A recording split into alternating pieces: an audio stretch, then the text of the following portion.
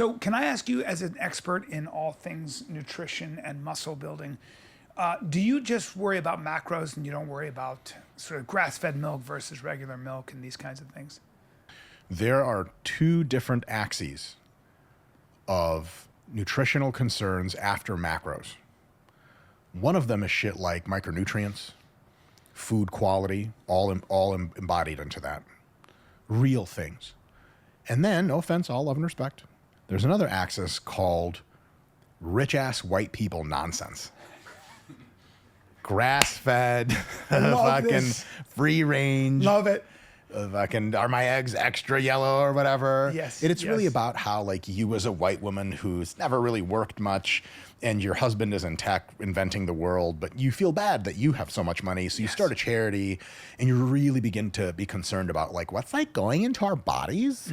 Because, like, corporations, like, even though my husband's technically a major owner in a fucking billion-dollar corporation, and I drive a Tesla, which wasn't made in a backyard, I just need to know that, like, the cows that, like, have the milk that I want are, like, ethnically diverse. Like, because cows, like, we assume is, like, a bunch of different, like, it's just one kind of cow. But honestly, there's a lot of, like, interspecies oppression. And you're like, whoa, Linda, you're such a good person.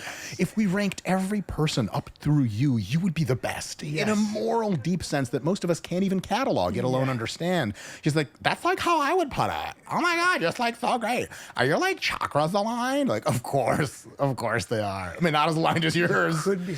Are there seed oils in this? Yeah. I just, like, think, like, seed oils, because they're, like, made in, like, a factory, are, like, bad. Where the fuck is your Gucci bag made, bitch? They're obsessed with detoxing. Oh, yeah, because that's a thing. Flushing and detox. So here's okay, business idea. Go on.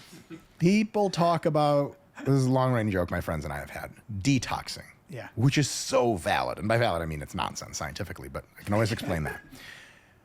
And there's monetization with detoxing, right? You get your own brand, get distribution. Now you're in Target. Detox tea. Yes. It's easy. Yes.